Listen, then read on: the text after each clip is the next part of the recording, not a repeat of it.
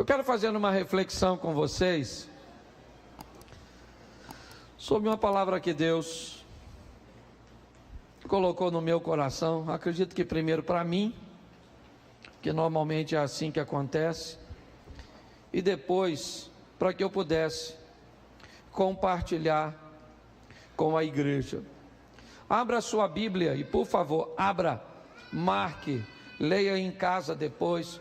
Eu vou fazer um pedido a você que tem criança nova, ok? É praticamente em determinados momentos impossível contê-la. Esse é um ambiente que para ela muitas vezes é desconfortável, ok? Então nós temos um berçário ali onde você pode acompanhar o culto. Ele é climatizado, é sonorizado. Então, se o seu filho se mantiver quietinho, tranquilo, mantenha ele pertinho de você. Mas se por algum motivo ele estiver desconfortável, certo? Nos acompanhe dali, porque isso ajuda bastante. Eu sou de casa, eu sou tranquilo no que diz respeito a isso, certo?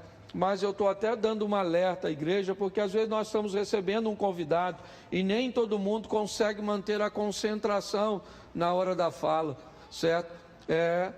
Visto que às vezes a criança está chorando ou está gritando em algumas situações, tá bom? Então nos ajude aí.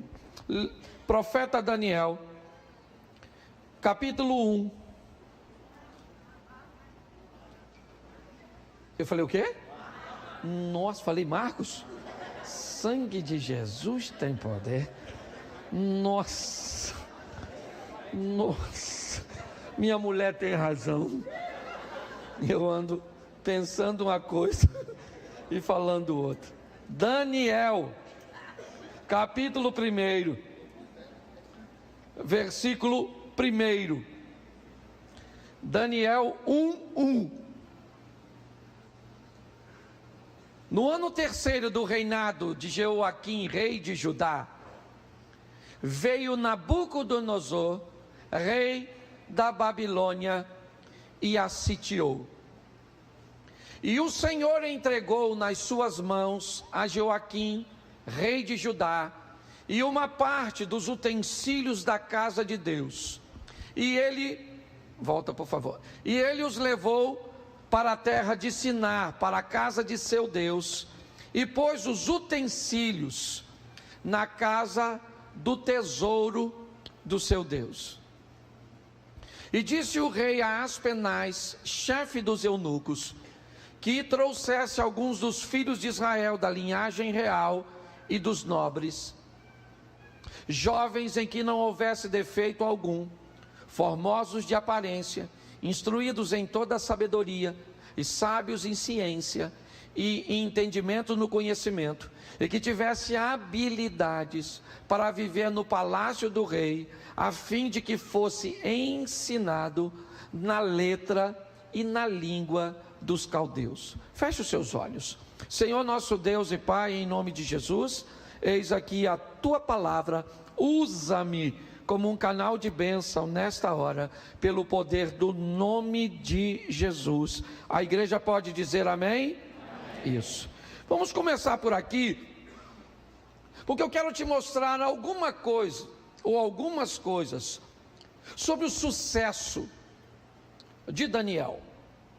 Por que que esse rapaz e seus amigos receberam tantas coisas da vida e tantas coisas de Deus? Eu gostaria de separar essas duas fontes, vida e Deus. Eu queria mostrar a você o quanto a vida pode ser gentil com você, o quanto a vida pode ser generosa com você. Na verdade, simplesmente devolvendo a você os frutos da semente cujas quais você plantou. Eu quero te mostrar o quão generoso e bondoso Deus pode ser com você, e quanto Ele pode te proteger em meio a adversidades e a problemas. Minha proposta hoje, como tenho feito muitas vezes, é fazer com que a nossa qualidade de vida melhore É fazer com que as pessoas, principalmente aquelas que estão no nosso mundo, aquele mundo depois do culto, para onde nós temos que voltar, o ambiente cujo qual nós estamos inseridos, as pessoas que se interessam por aquilo que nós estamos vivendo, mesmo que não esbocem publicamente ou verbalmente esse interesse. Segundo a Bíblia, nós estamos envoltos sempre numa grande nuvem de testemunhas.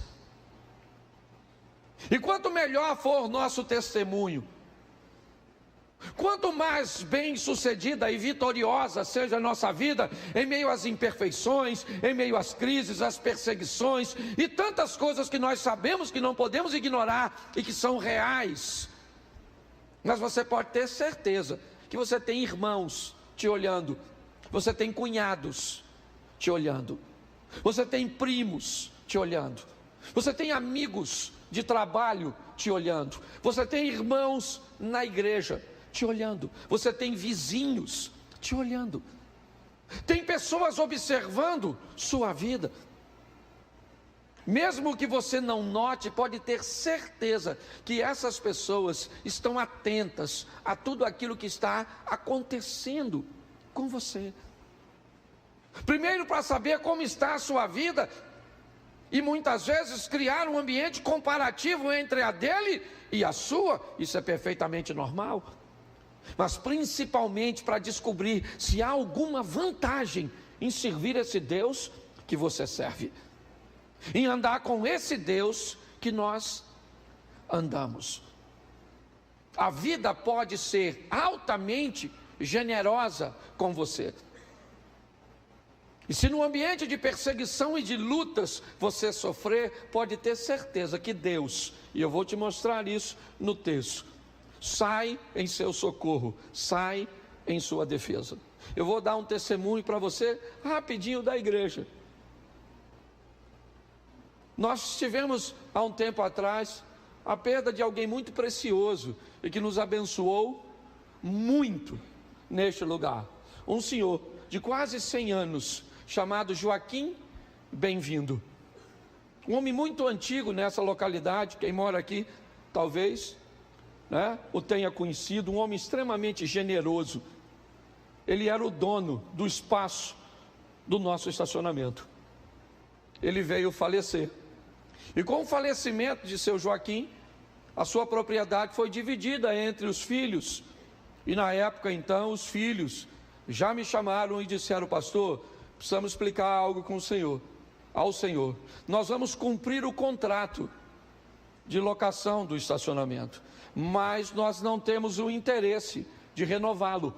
Assim que o contrato encerrar, nós precisamos do terreno.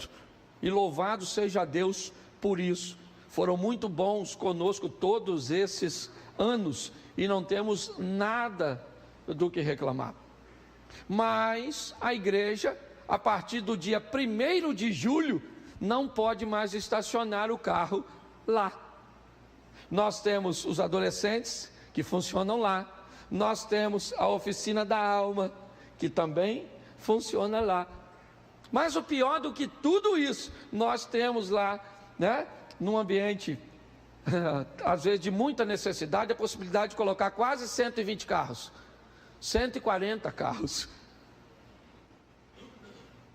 E aí quando eu recebi essa notícia, porque eu não me atentei que era 1º de julho já, e passa rápido, Quando aconteceu, eu falei: e agora?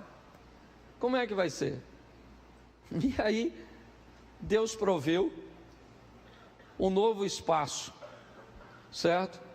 Já não vou falar onde é, mas vocês vão ver daqui uns dias, já está sendo limpo, preparado e tudo, e glória a Deus. Mas se você olhar aqui ao redor, não tem, mas Deus já sabia que tinha.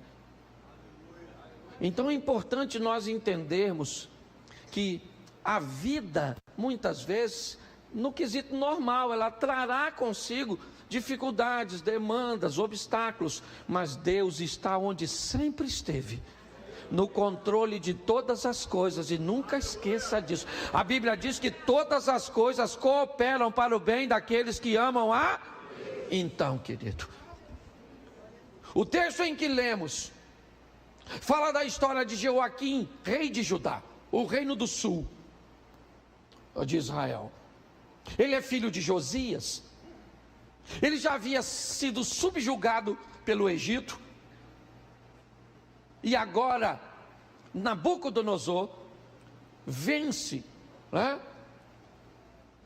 a estrutura, ou todo o domínio egípcio, e subjuga também Jeoaquim, que não tinha poder nenhum, já tinha sido vencido por Neco, e agora então ele é subjugado por Nabucodonosor. Ele não tem muito o que oferecer. Então nós lemos o texto: no ano terceiro do reinado de Jeoaquim, rei de Judá, Nabucodonosor, rei da Babilônia, veio a Jerusalém e a sitiou. Eu não sei se você reparou, mas coloca o versículo 2, porque ele é muito importante nós notarmos. E o Senhor entregou nas suas mãos a Jeoaquim, rei de Judá. Quem é que entregou Jeoaquim? Quem foi que entregou? O Senhor. O Senhor está usando mais uma vez alguém para disciplinar seu povo. Aprenda que Deus utiliza esse ambiente didático para nos ensinar. É muito comum ele usar nações estrangeiras, inimigos, e dar condições a estes inimigos, muitas vezes em menor número, uma nação idólatra, a vencer o povo que adora ao Deus verdadeiro. Mas quando Deus é com o povo, ele diz: pode mandar os ministros de louvor na frente cantando, que vocês vão ganhar. Porque Deus sempre quis mostrar que a vitória de seu povo está nele e não na força do nosso braço. Essa é a verdade. Nabucodonosor, deixa o texto na tela, por favor. Nabucodonosor recebeu autorização de Deus e ele entregou nas mãos de Nabucodonosor, o rei de Judá, e preste atenção, eu gosto dessa expressão, uma parte só dos utensílios. Por quê? Era tudo valioso. Por que ele não levou tudo? Porque Deus está querendo dizer: eu estou no controle, eu digo que leva, quando leva e como leva. Você consegue entender? Nesse ambiente vivem inúmeras pessoas, centenas e milhares de pessoas estão vivendo em Judá. A crise chega para todos, mas algumas pessoas vão se destacar, e algumas se destacar e muito. E é isso que eu quero mostrar. Não é novidade para ninguém que nos últimos 5 anos estamos enfrentando um ambiente de crise muito grande. E também acredito que não é novidade nenhuma para nenhum de nós, de que, ao que tudo indica, essa crise vai se intensificar. Então pessoas fracas, frágeis, superficiais, elas não vão sobreviver. E eu quero chamar a sua atenção para a sabedoria desse cara. É isso. Porque é isso que a vida vai exigir de mim e de você. Não é apenas força, porque a pressão vai ser grande sobre nossa família, sobre nossos recursos financeiros, sobre nossas igrejas. E muito mais do que fortes, nós precisaremos da sabedoria de Deus e de sua cobertura. O texto diz que ele vai levar para a terra de Siná uma parte desses utensílios, o restante fica. E esses utensílios vão para a casa do Deus de Nabucodonosor. Até aí está tudo certo. Só que o texto começa a dizer quem vai. E na hora de dizer quem vai, eu não sei se você reparou, mas coloca para mim, por favor. Pode colocar o texto seguinte, se não for a gente vai acelerando, vai lá, o próximo 4. Isso, repita comigo: jovens, em que não houvesse defeito algum, formosos de aparência, instruídos em toda sabedoria, sábio em ciência, entendidos no conhecimento, e que tivesse habilidade para viver no palácio do rei. Defeito algum. Vamos imaginar que essa expressão está sendo dita sobre defeitos físicos. Dependia deles, sim ou não? Não. Não dependia.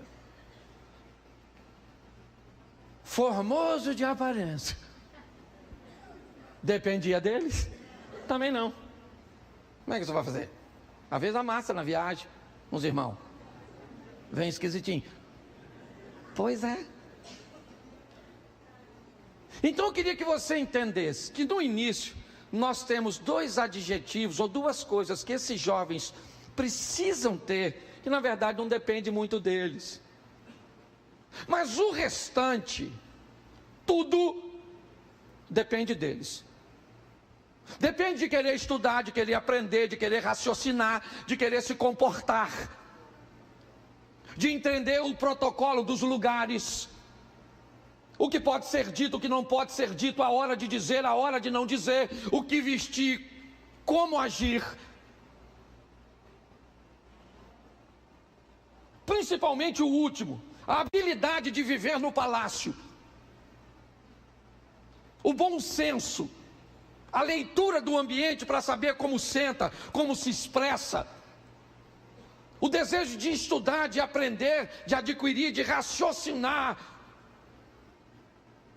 Eu queria que você parasse para pensar nisso, porque senão você vai começar a achar que Daniel é um homem que viveu tudo aquilo simplesmente porque Deus era com ele. E não é. Eu vou mostrar a você que muitas coisas na caminhada, quem fez diferença foi Deus na vida dele. Mas se você deseja vencer, é importante você entender que muito dessa vitória, muito que a vida está pronta para te devolver, depende do que você está enviando para lá. Ele vai, porque há um processo de seleção. Porque Nabucodonosor é alguém que sabe algumas coisas e talvez por isso, tenha sido quem foi, um dos maiores. Nabucodonosor sabe que ele não era capaz ou não seria capaz de resolver tudo. Mas ele também sabia que em algum lugar tinha alguém que era capaz de resolver o que ele não era capaz. Então o que ele quer é selecionar pessoas que sejam capazes de resolver problemas que ele não é capaz de resolver. Ele é bom, mas ele não é bom em tudo e não tem tempo para resolver tudo. Então ele cria um processo seletivo, dizendo quem é que ele quer nos corredores de seu palácio, sentado à sua mesa, comendo com ele, lhe servindo de conselheiro. Ele cria um processo seletivo, jovens, sem defeito, boa aparência, entendidos, instruídos, aptos para estar no palácio. Você já pensou que em muitos lugares que você gostaria de estar, você não está, e o culpado de você não estar é você?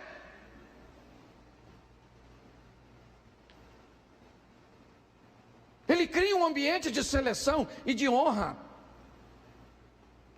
Ele cria um interesse. Quem se comportar, quem crescer, come o melhor, se veste da melhor forma.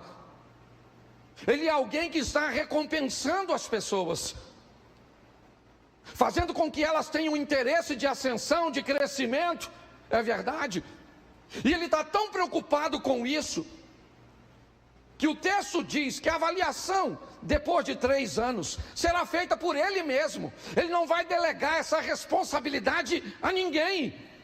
Ele está criando um ambiente de seleção, porque ele quer tirar deste ambiente as melhores pessoas, que sejam capazes de fazer por ele, ou no império dele, o que poucos conseguiriam fazer.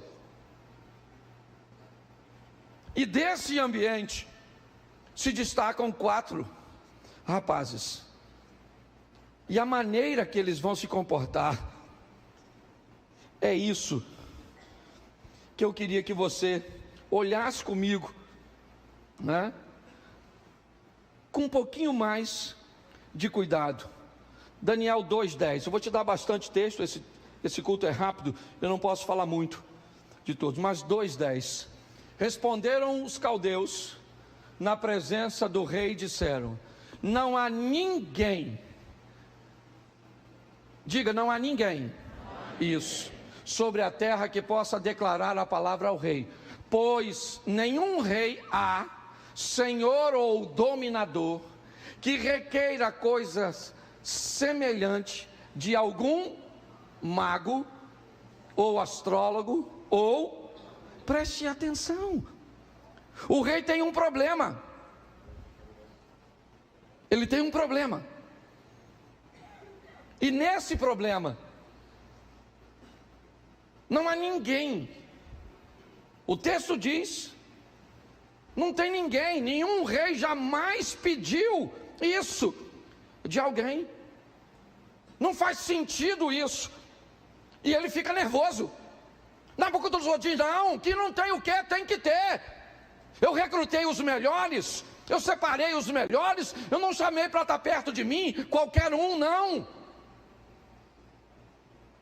Se não interpretar, se não me dar o discernimento, eu vou matar todos vocês. Vai ser assim. Eu criei um processo seletivo muito rigoroso. Se você vê ele citando o verso 8, volta para o 8.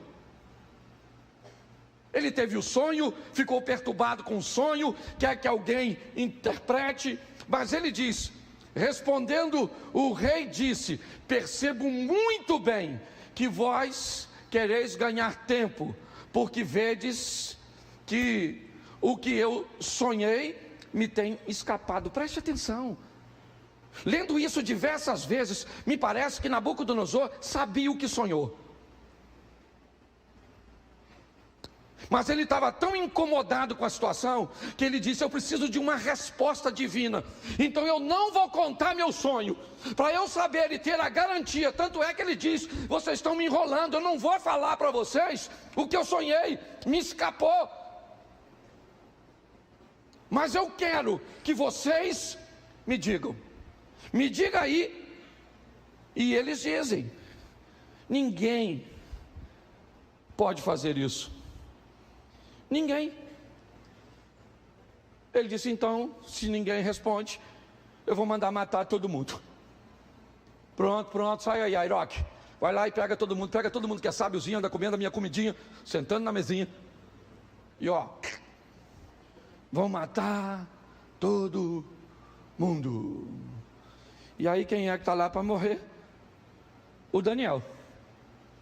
E aí eu queria que você prestasse atenção no que ele vai fazer a partir de agora.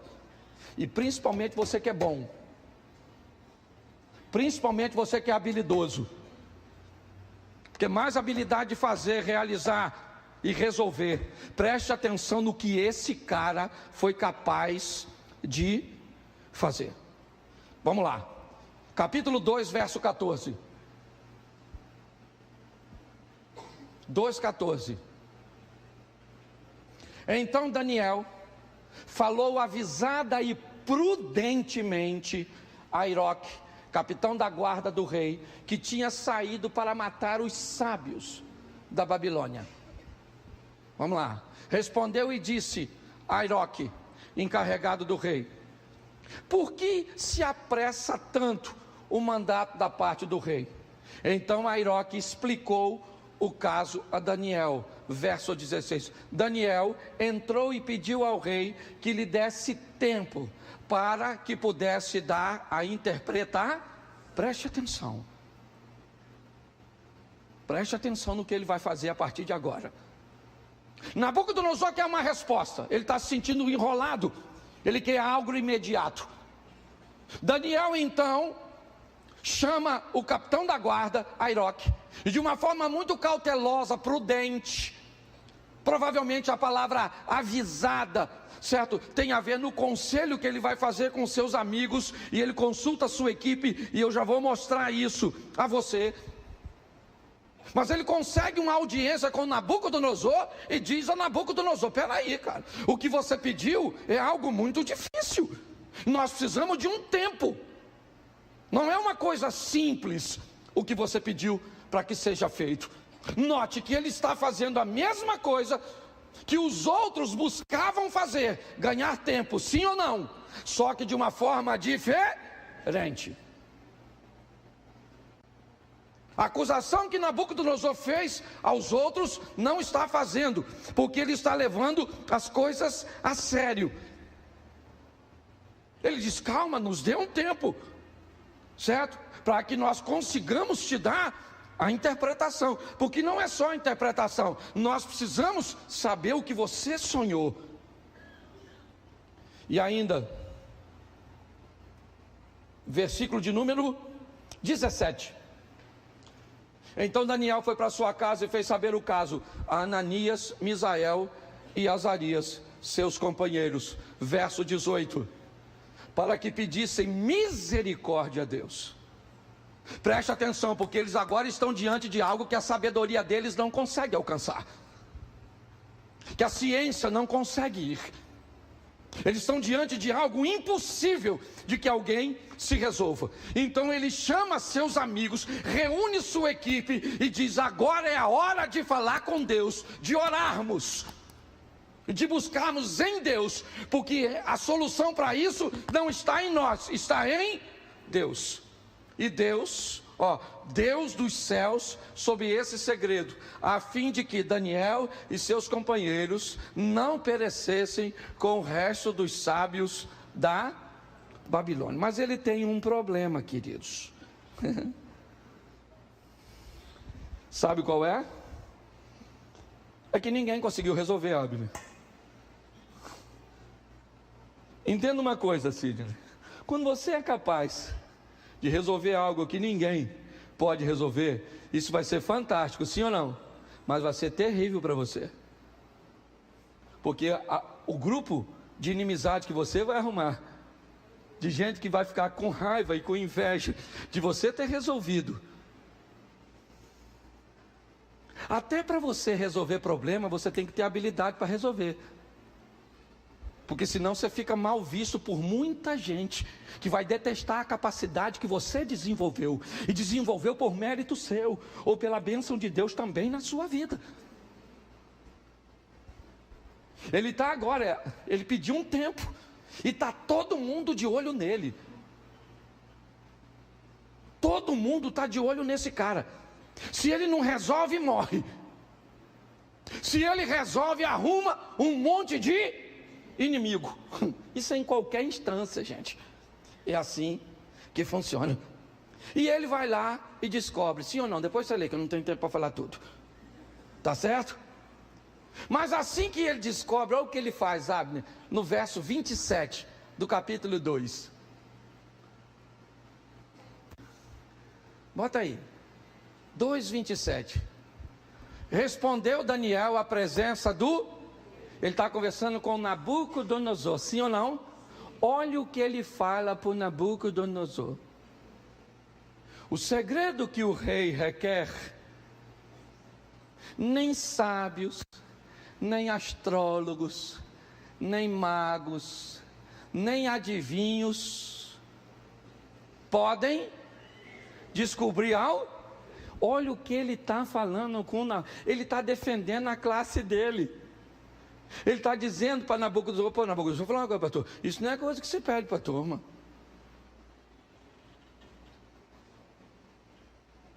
Ele está dizendo, o que você pediu para os caras, não é que os caras sejam ruins, os caras são, mas você pediu deles o que eles não podem. Isso. O que ele está ganhando agora? A simpatia da turma. Ele não está chegando lá dizendo que ele é o bom, que ele resolve tudo, que ele é o cara que Deus usa, não. Ele está dizendo, olha, rei, o segredo que você está pedindo, ninguém consegue Gente, em algumas traduções, esse cara aqui, o Daniel, era chamado na Babilônia como mestre dos magos. Dá para fazer um paralelo até com a caverna do dragão. Você pensa na turma que não gostava dele? Os caras já estavam lá, foram professor dele, e agora ele é chamado de mestre dos mestres, mestre dos magos. E pior, ele está conversando com Nabucodonosor, e ele acaba de falar para o Nabucodonosor que o que Nabucodonosor pediu dos astrólogos não deveria ter pedido. Ou seja, ele só trocou de inimigo. Ele acabou de fazer uma crítica ao rei. Sim ou não? Quando ele diz, olha, o que você está pedindo para os caras está errado, porque eles não podem resolver. Sim ou não? Isso. Limpando sua barra com os astrólogos. Aquela turma. Mas aparentemente sujando com o rei. Verso 28. Mas existe um Deus que revela os... E ele fez o quê? Mostrou ao Nabucodonosor o que acontecerá. Esse cara para mim é fantástico. Olha como ele levanta a moral do Nabucodonosor. Ele falou, Nabuco, escuta só. Oh, o sonho que tu teve é Deus falando contigo. É outra esfera, é prateleira de cima. Entendeu?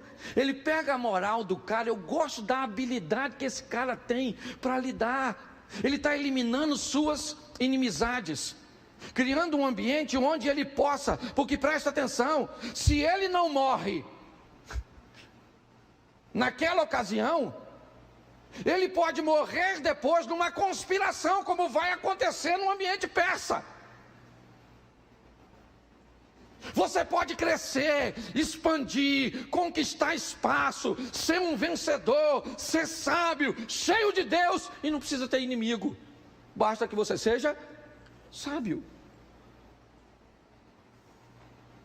Criando um ambiente sadio, onde você possa sobreviver, mesmo sendo alguém com uma capacidade diferente. Nesta fala do verso 28, ele torna Nabucodonosor o homem mais importante. Pegou a moral do cara e jogou lá para cima, defendeu sua classe, exaltou o rei, e no verso 30 ele diz o seguinte: quanto a mim, preste atenção, ele já defendeu os camaradas, ele já colocou Nabucodonosor no posicionamento de honra, e ele diz, quanto a mim, esse mistério não me foi revelado porque eu tenha mais sabedoria do que os outros homens.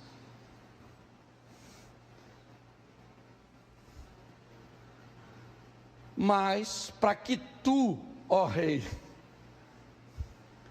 saiba a interpretação e entenda, certo? O que passou na tua, preste atenção. Às vezes nós não resolvemos problema no nosso casamento porque nos falta sabedoria.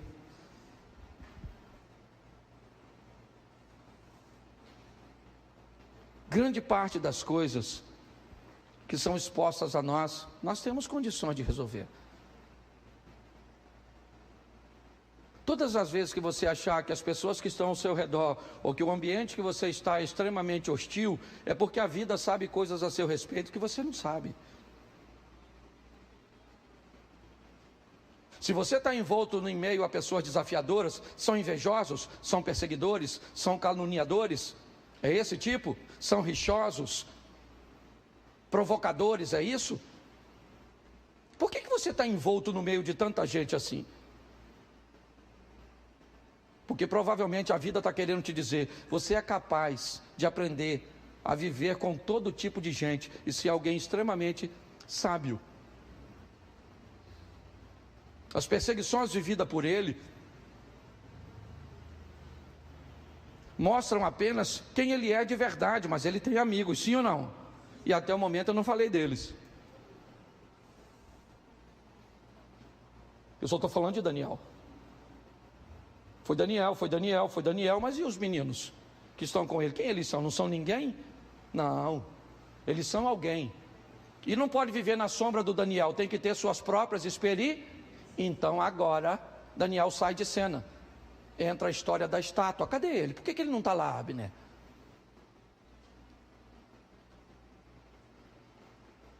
A Bíblia está querendo dizer agora que os amigos vão viver suas próprias experiências. Na história da estátua, Daniel não está presente. Seus amigos é que estão. São os 3 que vão para a fornalha. E onde Daniel está? Não sei. Talvez lá ou viajando, não sei onde estava. Eu só sei que o que a Bíblia está querendo dizer é que esses rapazes vão precisar viver. Talvez eles não sejam do mesmo tamanho do Daniel. Porque a Bíblia diz que uns produzem a 30, uns a 60 e outros a 100. E nós temos que respeitar a medida dos outros. Eu vou contar uma história para vocês, provavelmente isso vai ao ar, mas de quem eu vou falar, eu sou amigo e não tem problema nenhum. Eu fui participar de uma conferência em Londres, há uns anos atrás. E nessa conferência estava também o pastor Silas Malafaia. Eu estava no início do meu ministério. E quando eu cheguei em Londres, 2 equipes foram designadas. Uma para dar assistência ao Silas e outra para me dar assistência. Eu preguei no mesmo congresso que ele, mas não comi no mesmo restaurante.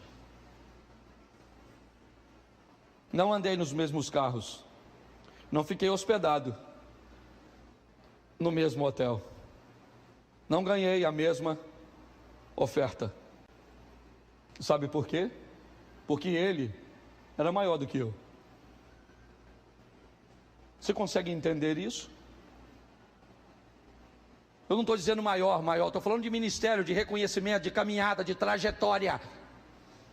Se você não respeitar isso, estou falando isso porque ele vai assistir, sabe? Hoje nós fazemos parte do mesmo grupo, ministramos, viajamos muitas vezes no mesmo ambiente, ficamos no mesmo hotel, mas não foi sempre assim. Mas quando isso acontecia, eu tive que ter a maturidade de entender que ele estava à frente. Os amigos de Daniel estão com ele, sim ou não? Mas vive o que ele vive? Sim ou não? Não. Mas tem com Deus suas próprias? Está lá. É importante nós entendermos isso. Eu tenho buscado falar isso o tempo inteiro, para que tenhamos maturidade de descobrir o que Deus tem para nós. E esse camarada está vivenciando tudo isso. Mas ele vai dar uma palavra para Nabucodonosor. Eu já estou quase terminando, aqui é muita coisa. E eu vou voltar para o texto da Bíblia, porque eu quero te mostrar quando é que a casa do Nabucodonosor cai. Deixa eu pegar aqui que eu fiz questão de marcar. Bota para mim, por favor, capítulo 4, verso 30. 4:30. Nabucodonosor tinha recebido uma palavra de Daniel. Depois da experiência da estátua, os meninos saem com louvor. Um decreto é assinado na Babilônia, de que todos aqueles que falassem mal do Deus de Sadraque, Mesaque e Abidnego, ou de Ananias, Azarias e Misael, seria penalizado. Os meninos andavam agora não mais na sombra do Daniel, mas na sombra do Altíssimo, do Todo-Poderoso. Mas as atenções voltam para Daniel, pois Nabucodonosor tem um sonho de uma árvore e de toda uma estrutura. E Daniel diz para ele: rei, eu espero que o sonho que o senhor teve seja uma sentença para o seu inimigo. É o que eu peço, porque é duro demais o que você sonhou. Mas ele não acreditou. O tempo passou.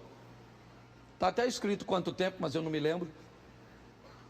E ele está caminhando. E Nabucodonosor diz assim no seu pensamento: acaso não é esta a grande Babilônia, que eu construí como a capital do meu reino, com o meu enorme poder, para a minha glória e a minha,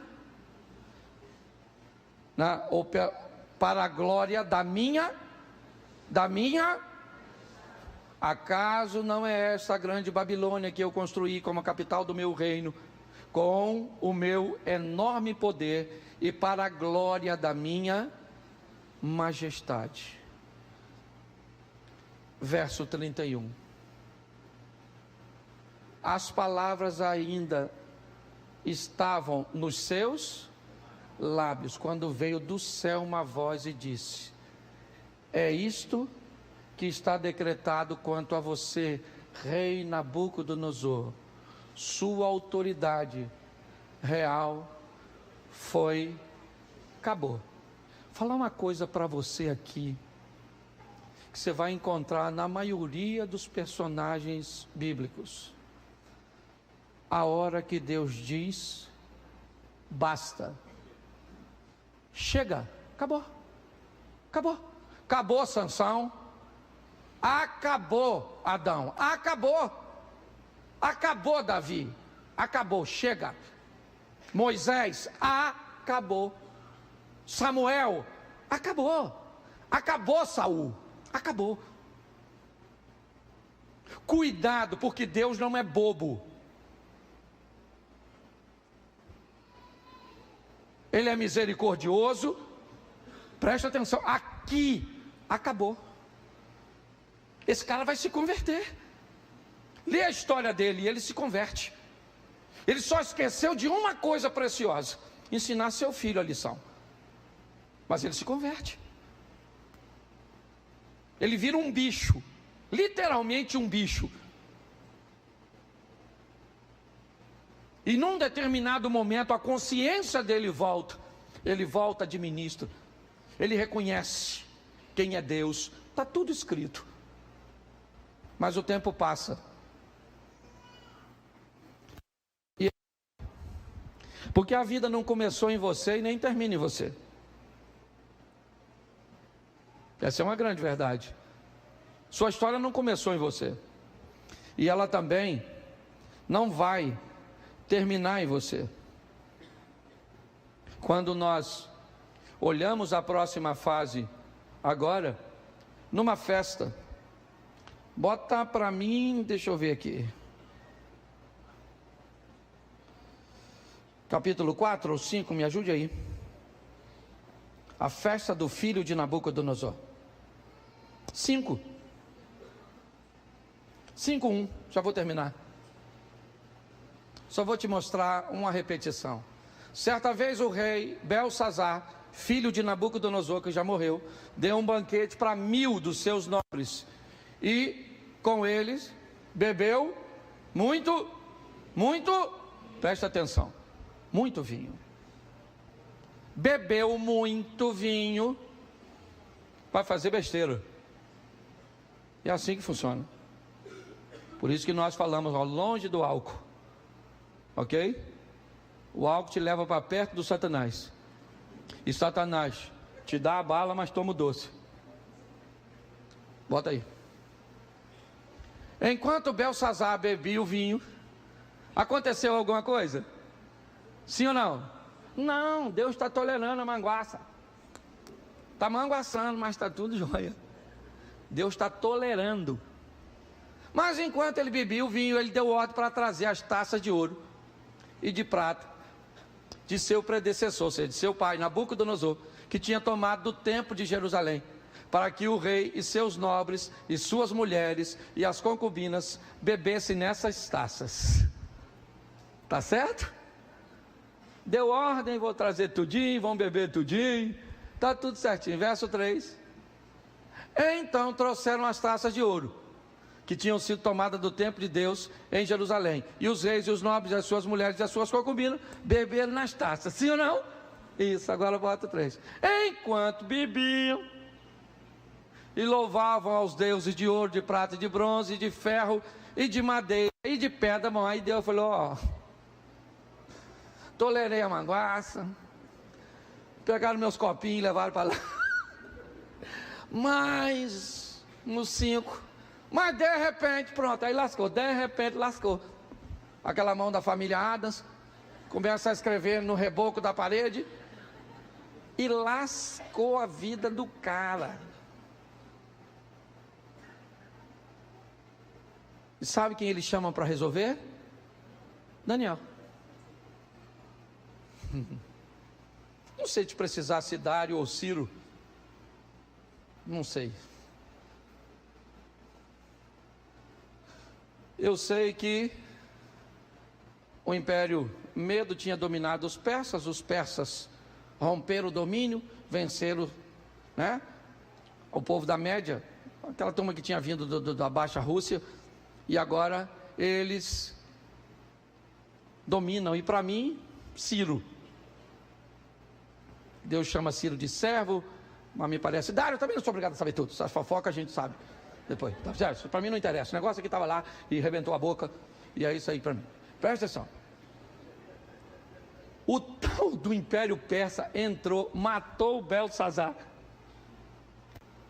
e pasme você, o Daniel ficou no topo,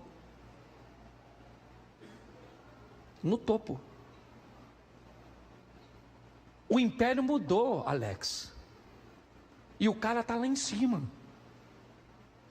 porque era qualificado, sábio, e Deus era com ele.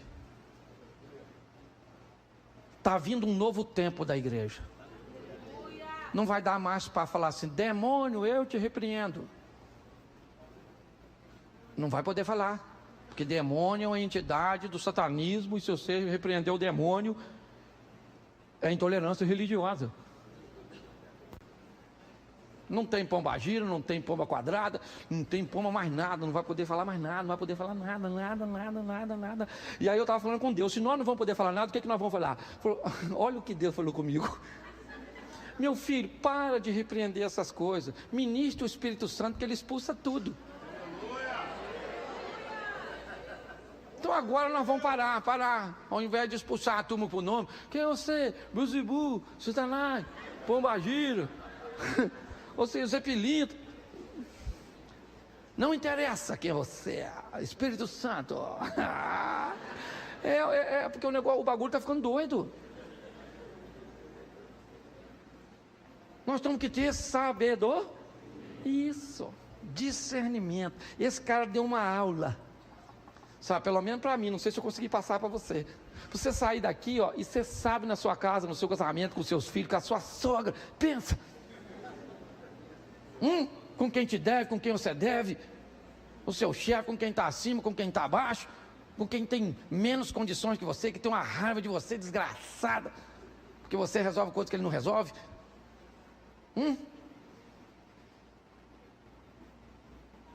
Vamos sair daqui para viver, gente. Sabe por quê? Porque Jesus está voltando. Eu estava fazendo as contas.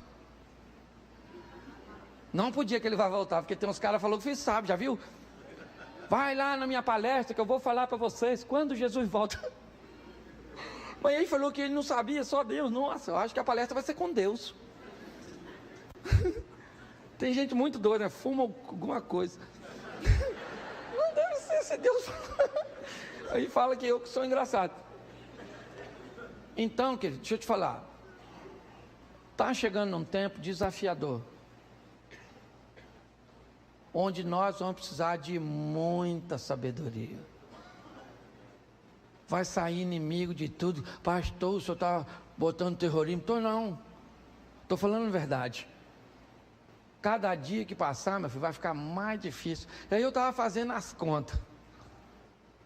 O número de gente que está indo para o inferno, gente, está grande. Porque pensa só assim, nós, seja franco, você acha que nós tem qualificação para entrar? Eu estava pensando nos troços esses dias. Falei, Senhor, se eu sou o pastor e penso isso, que dirá os crentes? Então, pastor, o senhor é doido de falar. Eu falo mesmo, não sou santo, mas eu luto com todas as minhas forças para não pecar. Tem um cara que estou afim de ir no céu, é eu. Eu estou falando sério. E mais, é ver minha casa, minha família, meus amigos, a minha igreja. Pensa, eu pregando lá no céu para vocês. Mas seria maneira, né? Não vai precisar não, mas sei lá. Estou tão acostumado que eu vou chegar lá. Posso dar uma pregadinha aí, anjo? Eu não é? É sério, estou pregando todo dia, às vezes 3 vezes por dia, estou igual um remédio controlado. Então, querido, vamos ter sabedoria. Por quê? Porque a gente está assim de gente, ó. Muito qualificada. Habilidosa. Mas vamos juntar tudo para transformar a igreja do Senhor numa potência. Você pode ficar de pé? Isso. Feche seus olhos e fala para quem está do seu lado assim: seja sábio. Quando eu era garoto, falava sabido. Ô menino sabido. Tem umas palavras que não usa mais, né? Quem é que lembra da palavra cebosa? Ô menina cebosa. Assanhado. Ô menino assanhado. É umas palavras boas, né? Feche seus olhos aí, feche um pouquinho. Senhor, muito obrigado por esse ambiente tão agradável.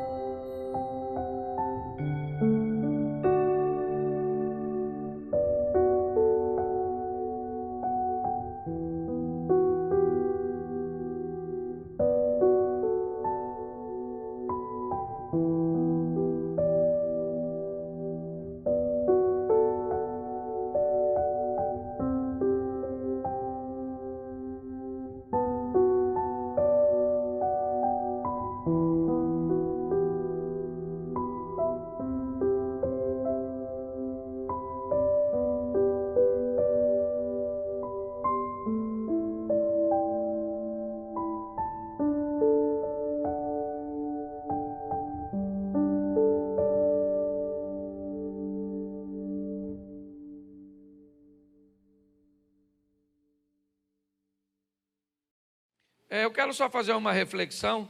Vocês estão acostumados a me ouvir, né? Amanhã vão me ouvir de novo. E eu confesso que eu vim aqui hoje e na igreja é um dos lugares que eu tenho mais oportunidade de ouvir. Porque nos congressos a gente acaba chegando e já tem outro compromisso, chega, fala, vira as costas, vai embora.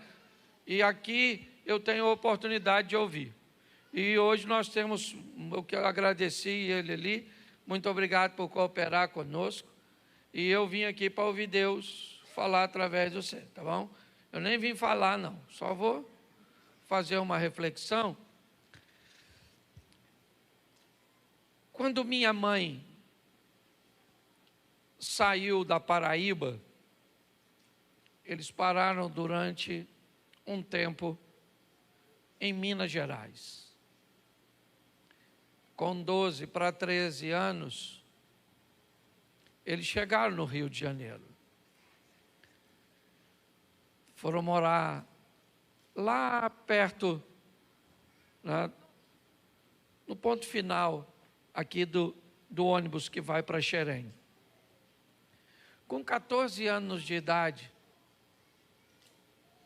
meu pai tinha 35 nessa época, engravidou minha mãe.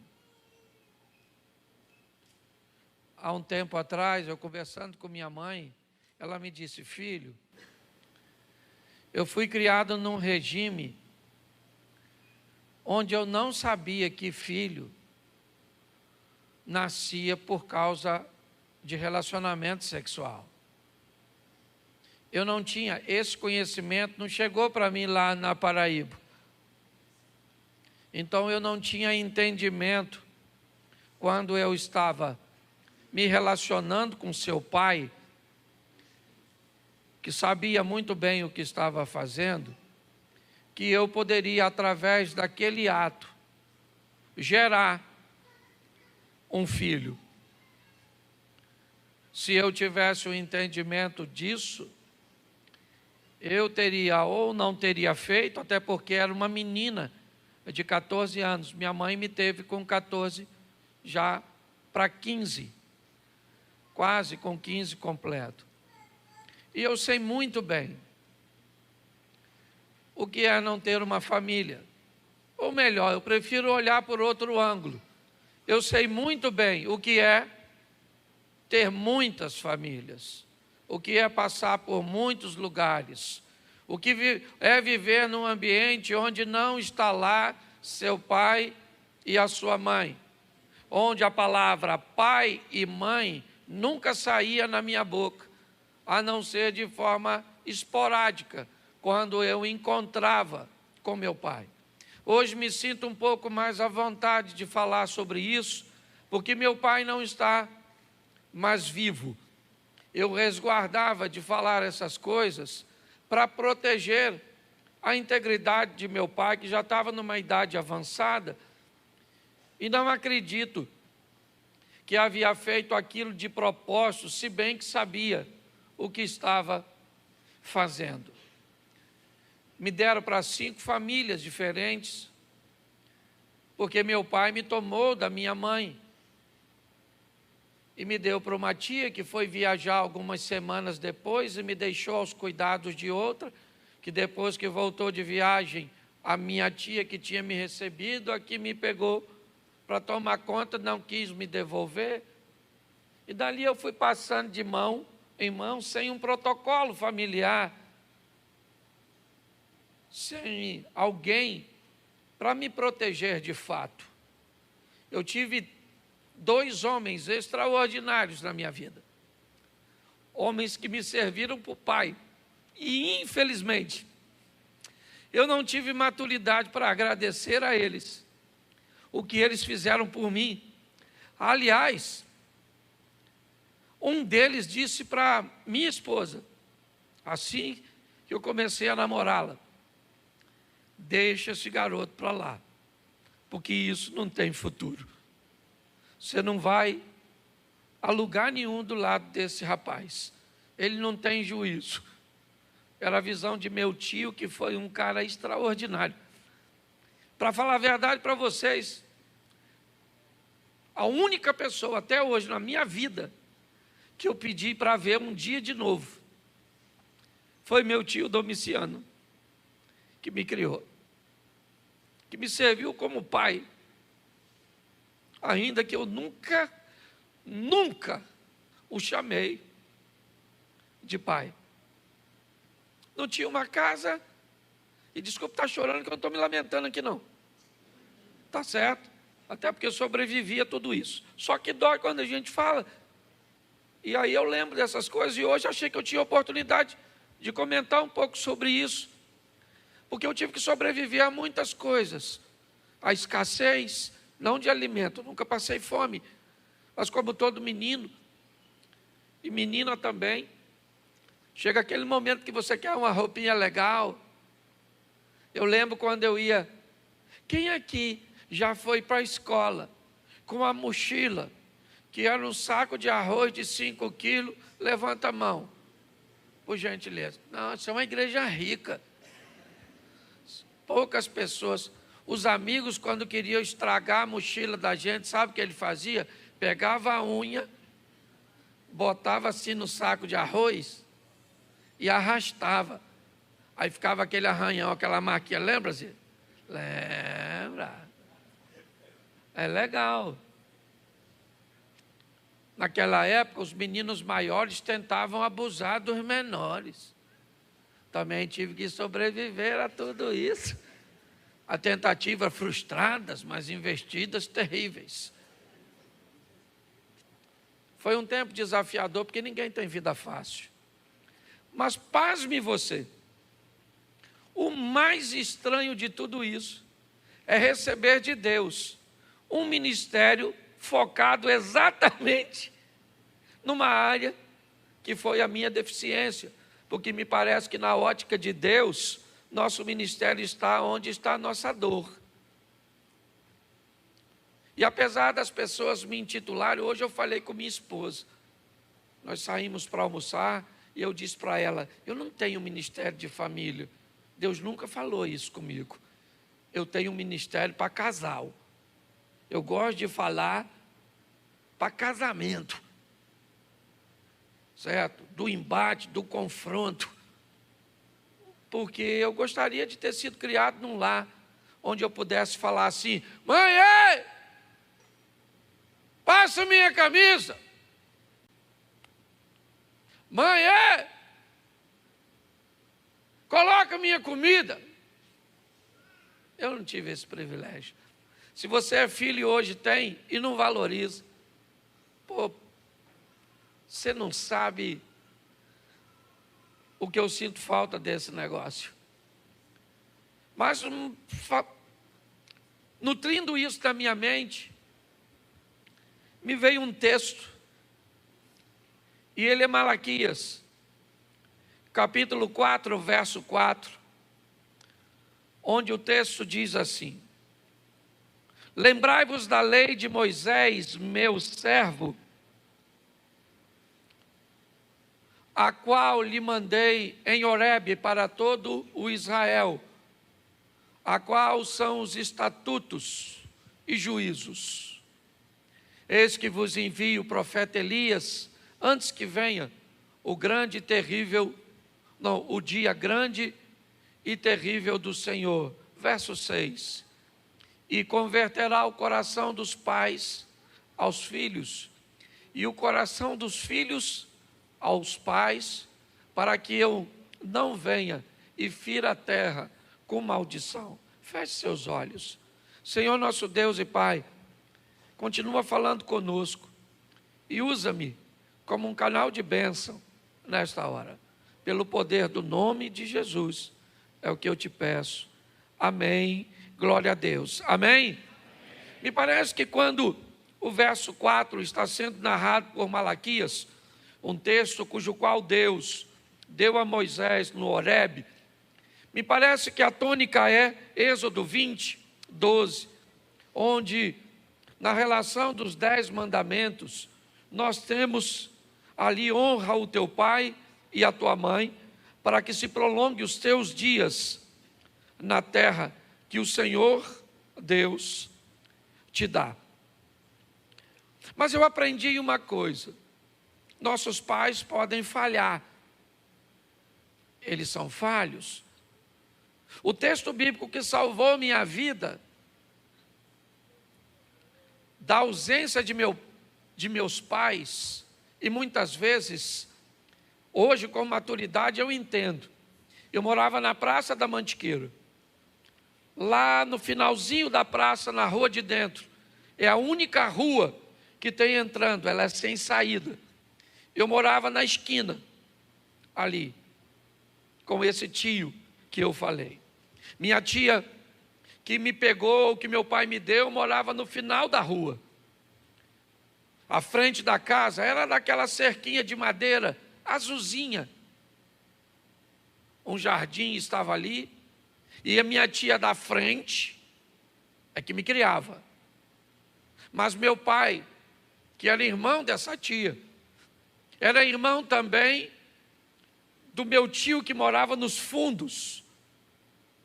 E ele tinha dois meninos e uma menina. E por muitas vezes, cerca, não era muro, era uma cerquinha, eu via meu pai passar o mais rápido que podia, na frente e por aquela cerca, e ir lá na casa de trás, para visitar a minha tia, meus primos. E eu chorava, dizendo para minha tia: me deixa ir, eu quero lá, meu pai está lá. E ela me batia, me dizendo: menino, se ele quisesse te ver, ele vinha aqui. Mas como meu pai não iria querer me ver? Foi ele que me fez. Como meu pai? Não, ele deve ter se enganado, não é possível. Ele devia estar com pressa, devia ter algum assunto muito importante para ele tratar lá. Mas depois, certamente, na hora de ir embora, ele iria lá, iria me dar um abraço, iria falar comigo. Mas não ia. Ele ia embora. Ele não ia me ver. Hoje eu entendo que provavelmente era por vergonha de não dar nenhuma ajuda financeira a meus tios que me criavam e que me davam tudo. Mas isso eu só fui entender bem depois. Porque na época eu não entendia. Doía pra caramba. Hoje eu tenho 2 filhos, os 2 estão aqui. Meu filho Caio está lá atrás, meu filho Felipe estava aqui cantando, o outro está lá, desde cedo trabalhando, certo? E eu tenho orgulho de meus filhos. Para mim primeiro, são 2 cidadãos de bem. Segundo, são 2 servos de Deus. E eu não quero cometer o erro que meu pai cometeu, mas ainda cometo alguns. E quando eu estava preparando esse texto, o Salmo 27:10, ele veio à minha mente. Me parece que para eu dizer para alguém ou para alguns aqui, que se seu pai falhar, ainda que meu pai e a minha mãe me abandonarem, diz o Salmo, eu, o Senhor, jamais te abandonarei. Nós temos nessa promessa de Deus um pai que sempre vai estar presente. Não substitui o pai físico. Não substitui. Ele cura. Ele não substitui. Ele cura a ausência. Ele cura os traumas. Ele é o Todo-Poderoso. Mas ele não substitui. Não vem com essa de que eu não precisava de pai, certo? Porque Deus é meu pai, que está errado. E aí me veio um negócio que eu me senti meio Moisés, lá na minha casa. Porque veio o seguinte, os 10 mandamentos dos pais. Enquanto eu estava preparando a mensagem. E eu falei, nossa, Parece Moisés, 10 mandamentos dos pais. E comecei a escrever. Então eu vou fazer uma narrativa rápida, praticamente não vou comentar, mas eu acho que vale a pena você parar para pensar nisso. Primeiro mandamento dos pais: filhos não nascem por acaso. Filho não brota em árvore. Aprenda isso. No mínimo, não no meu caso, mas no mínimo, quando um filho nasce, quem fez tem pelo menos 50% de culpa. No meu caso, meu pai devia ter uns 70, mamãe 30, porque também não era. Lá falou que se tinha também não, senão tinha falado não para o papai. Né? Ela deve até ter falado não, é porque não nem sempre é não. Pelo menos nesses momentos, né? Porque não tem que ser não. Não! Mas pode ser não. Não. Para, não. Para, menino, tira a mão. Para. Eu conheço, eu também já passei por lá. Então preste atenção. O primeiro mandamento de pai é o seguinte: filho não nasce por acaso, ok? Não foi acidente, coisa nenhuma, certo? No mínimo, deixa eu dividir a culpa, 50%. Então é o primeiro mandamento, tá certo?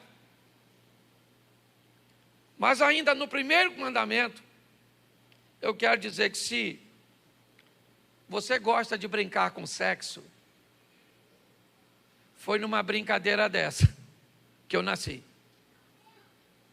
Porque papai não queria engravidar minha mãe não queria engravidar meu pai, e pasme você, contrariando as expectativas dos dois, eu cheguei. Tá certo? Então, se você entenda isso, filhos não nascem por acaso, não. Quem se envolve num relacionamento sexual precisa entender que a responsabilidade, você precisa entender que você pode até achar que é brincadeira, mas está brincando com fogo. É assim que funciona. E aí eu estou falando para pai e para mães. Em determinado momento eu vou me dirigir mais aos homens. Então, primeiro mandamento, repita comigo: filhos não nascem por acaso. Segundo mandamento, se vai ter um, é melhor saber do que se trata. Antes de ter filho, descubra o que é um filho. E eu sei, porque eu tenho 2. E eu posso dizer para você, filho é uma preocupação contínua. Se você não gosta de preocupação, se você é cuca fresca, não gosta de responsabilidade, filho é uma preocupação para... Ele pode ser rico, pode ser bem casado, pode morar onde quiser, pode acontecer. Quem tem aqui sabe o que é. Eu levei 3 ou 4 meses para me acostumar com o casamento do meu mais velho. Que lá em casa, minha mulher é mais cuca fresca. Eu não. Eu acho que porque não tive, esse aqui sabe, vive lá comigo, tem quase 30 anos. E eu levanto de madrugada, se não chegou meia-noite e pouco, é lógico que eu ligo para homem, não é para... Menino, onde você está? Para casa. Não é assim, eu estou falando com um cara de 30. E aí, filhão, tudo beleza?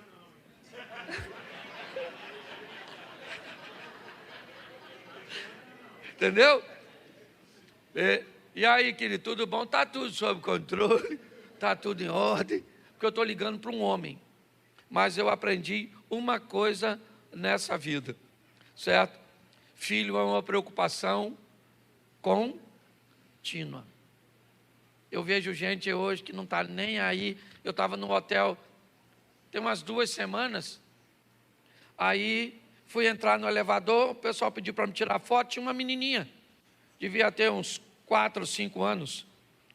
Aí eu estava até achando que uma das recepcionistas era a mãe da menina, e que em determinado momento eu ia tirar uma foto com a garotinha. Então eu fiquei olhando muito para a garotinha. E aí a recepcionista me disse assim: estão procurando a mãe dela. A mãe entrou no elevador e deixou uma garotinha de 4 ou 5 anos para trás. Eu falei: sangue de Jesus tem poder Pare para pensar. Então, se você vai ter um filho, antes de ter, saiba muito bem, né, do que se trata. Segunda coisa ainda nesse tema, não importa o quanto eles cresçam, sempre vai ser criança para a gente. Meu menino, tem quantos anos? 50. É isso aí. Às vezes eu vejo, vou visitar minha mãe, e aí ela pega o telefone para atender alguém. Não, meu menino está aqui, Cláudio. Falei, menino, lá em casa eu tenho outra mulher que está dizendo, tu está ficando velho. Mas é bom ir na casa de mamãe que a gente fica jovem, certo? Então, se você vai ter, descubra, para nós, filhos sempre serão meninos. E se você quer saber ainda, né, nesse segundo mandamento é melhor você saber do que se trata, é que eles vão lutar o tempo inteiro para ter autonomia. Ô, turminha, que está a fim de ser dono do nariz deles. Então, você vai ter filhos, saiba logo, vai preocupar a vida inteira, certo? Não importa o quanto eles cresçam, sempre serão meninos. E quando nós olhamos para isso, deixa eu voltar aqui ao primeiro, porque deveria ter dado um exemplo, o exemplo de Davi, quando me parece que se deita com Batseba de qualquer jeito, está brincando, para apenas satisfazer um desejo seu, e daquele relacionamento que para ele era uma brincadeira, acabou gerando uma gravidez. Aqui, nós precisamos entender a responsabilidade de termos filhos. Terceiro, deixa eu adiantar, porque são 10, não vou ficar comentando muito aqui. Terceiro mandamento, vamos lá, repita comigo o segundo. Se vai ter um, é melhor saber do que se trata. Terceiro, sozinho será mais difícil. Se quer ter filho, querido, é um terceiro mandamento, tem que ter o casal. Para um só criar, quem aqui cria filho sozinho, levanta a mão. Aí você sabe o que eu estou falando. É difícil pra caramba, certo? Então, por isso, esse negócio de produção independente, não vou nem citar nome aqui não, certo?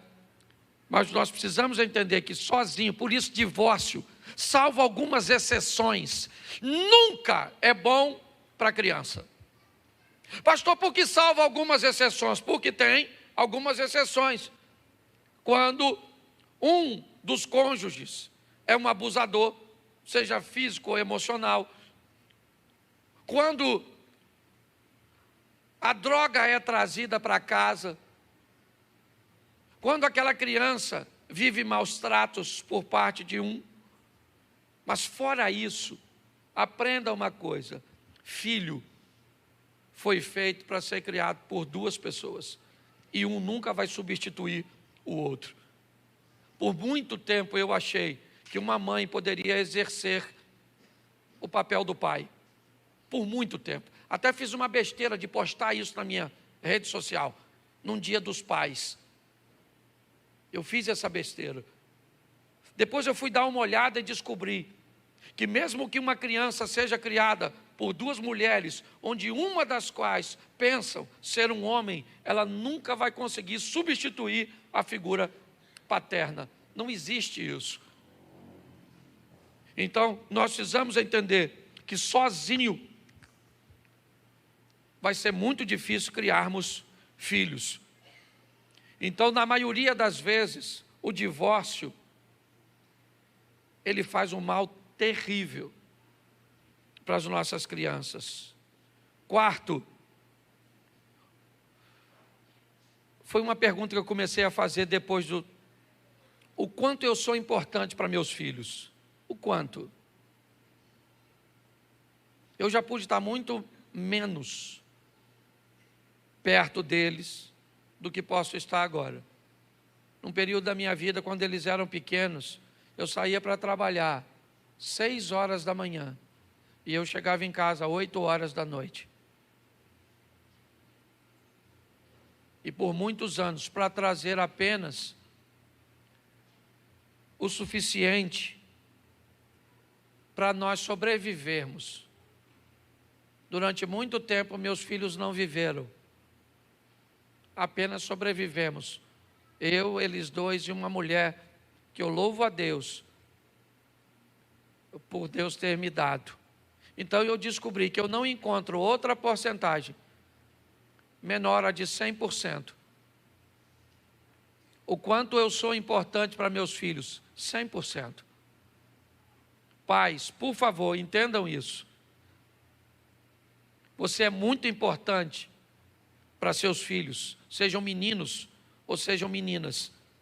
E aprendam uma coisa, por mais que você coloque na sua mente que você está saindo para buscar tesouros, coisas não vão te substituir. Você é mais importante para seus filhos do que bens materiais. Talvez eles nem sintam falta disso logo no início, mas você pode ter certeza que uma hora eles vão ter que se deparar com essa realidade. Eu posso dizer a você, meu tio Domiciano me criou, eu comi sempre muito bem, havia sempre muita fartura naquela casa. Eu não posso dizer a você, eu tinha roupa, talvez não fosse das melhores, mas eu tinha conforto, mas eu vou falar para você, eu trocaria tudo isso para ter vivido mais perto do meu pai. Eu daria tudo isso. Eu só sou quem eu sou hoje, primeiro por causa da misericórdia de Deus. E um dia tive que ouvir isso de uma das últimas mulheres de meu pai, já falecida, a Creuza. Um dia, numa discussão de família, ela olhou para mim e diz assim: você se acha melhor que os meus filhos, seus irmãos, mas você só foi mais longe do que eles, porque não foi seu pai que te criou, foi seu filho, seu tio. E ali eu tive que baixar a cabeça e agradeci a Deus pela oportunidade que Ele me deu de ter um homem de verdade do meu lado. Não que meu pai não fosse um homem de verdade, mas um homem que me desse parâmetros, que me desse limite. Nunca encostou a mão em mim, nunca. Mas eu sabia o que era um homem, o que era um macho, o que era um provedor. Coisas simples que eu vi uma vez. Um indivíduo invadiu o quintal. E aí todo mundo acordou. Eu era garotinho. Aquela porta da frente tinha a porta de madeira que tinha uma janelinha pequenininha. Lembra disso? Ela era de vidrinho. E eu lembro meu tio pegar uma arma. E aí ele abriu aquela janelinha. Botou a arma para fora. E deu um tiro pro nada. Cara, eu olhei para meu tio, mano, e falei, caraca, mano. Um dia eu vou atirar nos outros assim também, caraca. Cara, aquilo foi extraordinário, foi sensacional. Eu lembro, ele tinha uma verruga aqui, ó. Ele era gordão, ele devia ter uns 150 quilos. Taninilo lembra dele ali, Hilton lembra, certo? Isso. Ele era gordão, e ele aí sentia calor, ele ficava sem camisa, e ele me pegava no colo, eu chupava dedo. Aí eu chupava dedo aqui, eu com esse dedo aqui. E esses dois dedos assim, ó, eu ficava na verruga, brincando. Ô gente, deixa eu falar uma coisa para você. Eu não tenho saudade de brinquedo nenhum na minha vida. A única saudade que eu tenho é daquela verruga. Cara, ela era fantástica. Eu quero que você entenda. Porque nós, às vezes, o que você pensa que não vai marcar seu filho. Eu estou falando para você, eu lembro, vou fazer 54 anos. A única coisa que eu tenho saudade é o dedão aqui, ó. E aqui, ó, mexendo naquela verruga. Então, você é importante demais, demais. E já que eu estou falando desse tema agora, aqui, eu queria que meus dois filhos viessem aqui.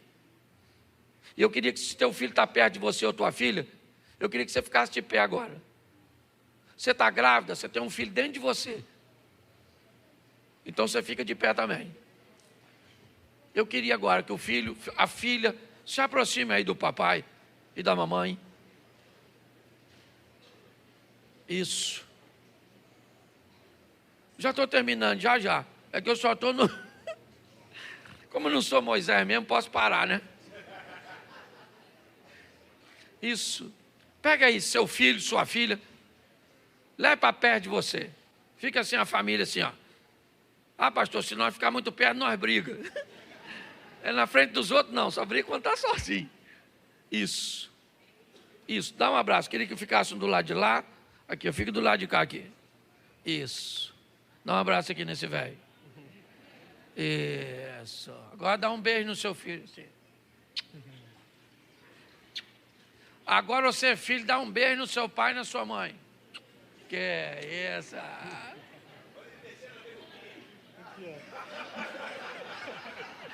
Isso. Agora todo mundo de pé, que se seu filho não está aqui, ou você não tem, um dia você vai ter. Ou se ele está em casa, chegar em casa, você vai dar um abraço nele. E eu quero orar. Feche seus olhos aí. Pai, em nome de Jesus,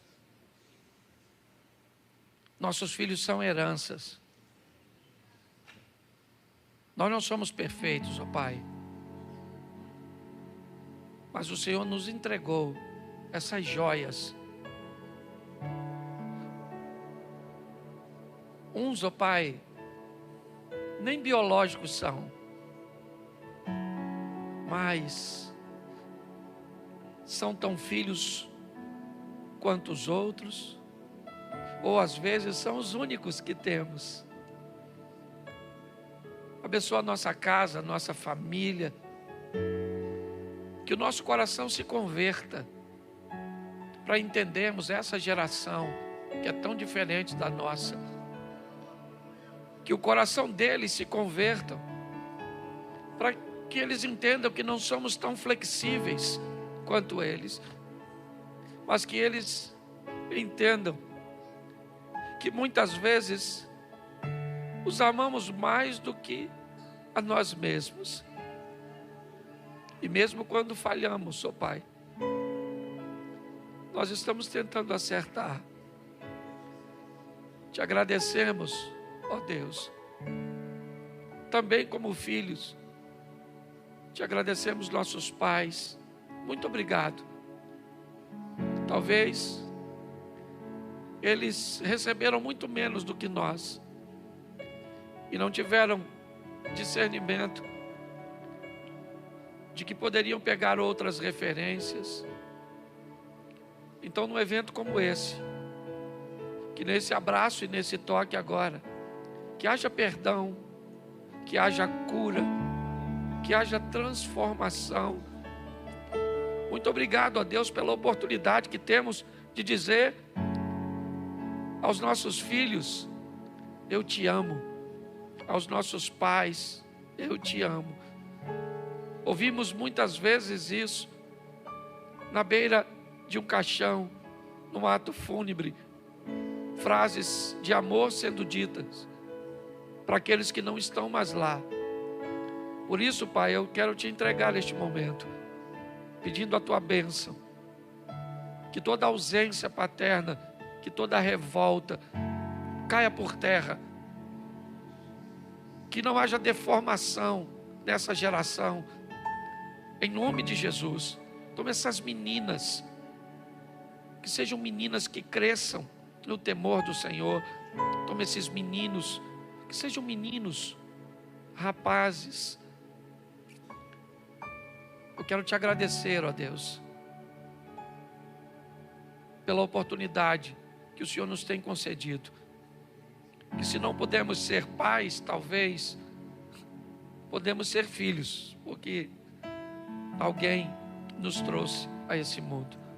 Continua conosco, Senhor, em nome de Jesus, amém. Dá um abraço agora aí, coletivo.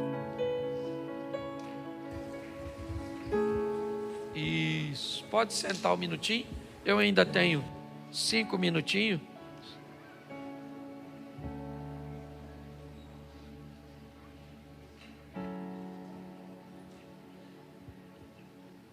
Deixa eu só lembrar a vocês.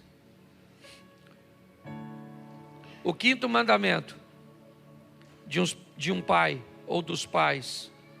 Os filhos aprendem por observação. Por isso, palavras são importantes, mas ações, exemplo, é fundamental. E aprenda uma coisa no 5º mandamento: se eles aprendem por observação, você não é o único que eles estão observando. Eles podem voltar para casa com comportamento que viram num professor, que viram na internet. O 5º mandamento para quem é pai é entender que eles aprendem por observação. O 6º, respeito e limites precisam caminhar juntos. Você precisa respeitar seus filhos, sim, mas você precisa estabelecer até onde, quando e como. Crianças que crescem sem limite se tornam um Adonias da Bíblia. O texto diz que Davi nunca o havia contrariado. 7º mandamento: intimidade e confiança. Serão ótimos parceiros na criação. Muitos filhos não conseguem ser íntimos de seus pais. Muitos pais não conseguem ser íntimos de seus filhos, simplesmente porque não conseguem desenvolver confiança. Você nunca vai ser íntimo de quem você não confia. E para que você confie, o mandamento anterior, respeito. Eu tenho que respeitar os limites dos meus filhos. Eu tenho que dar a eles a intimidade de poder falar comigo. Até hoje, nós estamos no século 21. E se você pegar uma mãe e pedir a ela para conversar com sua filha, por exemplo, sobre sexualidade, ainda é um grande tabu. Porém, eu te digo, se não aprende com você, aprende lá fora. 8º mandamento: se você deseja chamar a atenção de seus filhos, seja interessante. Talvez eles não te ouvem, porque a maneira que você fala, o jeito que você fala, não interessa. Os tempos mudaram. E nós precisamos nos tornar interessantes para sermos ouvidos. Porque tem muita gente falando. E tem muita gente que fala muito melhor do que você. E talvez fala até besteira, porcaria, droga. Nós estamos num momento onde a cabeça está meio vazia. E quando a cabeça está vazia, o nada se torna um conteúdo extraordinário. Muitas vezes nós paramos para assistir nada. Nada. Então aprenda isso. Você quer ser interessante para seu filho? Ou você quer chamar a atenção dele? Seja interessante. Se você tem filhos, aprenda também o 9º mandamento. Eles só querem o que querem e não o que precisam. Na cabeça deles, eles colocaram algo e aquilo. Eles não medem muitas vezes a consequência que um dia você e eu também não medimos. E por último, esse é o 10º, não tem desculpas. Você cria filhos para vencer. Não tem outra oportunidade, não tem outra possibilidade. É para vencer. Hoje eu falei tudo isso pensando em mim, lembrando quando eu ouvi que eu era o acaso. Mamãe não gosta que eu fale isso, espero que ninguém mostre. Mas uma tia me disse que tentaram me abortar. Pelo menos não tentaram de fato, mas ventilou-se a ideia de que não era bom para aquela época uma menina de 14 anos ter um filho solteira. Eu olhei, minha mãe não gosta muito disso, mas eu olhei para a minha vida durante todo esse tempo, principalmente que eu sou pastor, e nunca vi como eu vi hoje. Eu posso dizer para vocês que eu sou honrado por ser marido. Aliás, eu falo isso sempre na igreja. Eu não quero saber que tipo de ministério você tem. Eu não quero saber o quanto de dinheiro você tem, nem sua posição. Para mim o mais importante é como você cuida da sua família. Para mim como você trata a sua mulher e seus filhos. É o que vale. Eu quero agradecer o Osias pela oportunidade, porque poderia ter colocado outra pessoa para falar. Eu acho que hoje eu vim aqui mais no nível de desabafo do que propriamente de uma pregação. Mas eu posso dizer para você que não teve.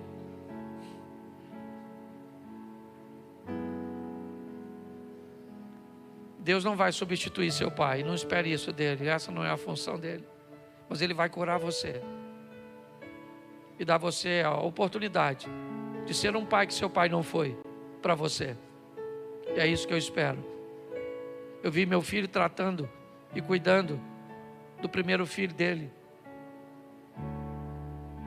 E eu vou falar para você. Felipe sabe disso. Meu filho Caio nasceu para ser pai. Está até com o filho no colo lá. Nasceu para ser pai. E quando eu vi meu filho cuidando de Miguel, e agora da Laura, que já já vai chegar, falei, cara, deu certo. Deu certo.